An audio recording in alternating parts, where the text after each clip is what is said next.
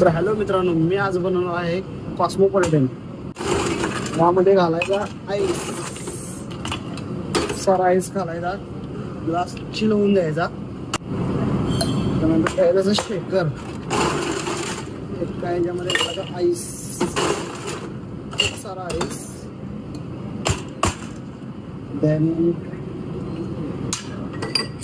यामध्ये 45 ml cranberry juice, lime juice 15 ते 20 ml. Triple sec आपल्याला नाही आहे, त्यामुळे ट्रिपल सेकचा सिरप यूज करतो आपण.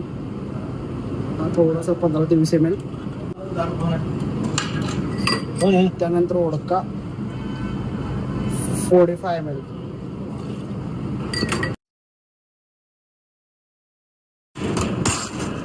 त्यानंतर असं करायचं शेक.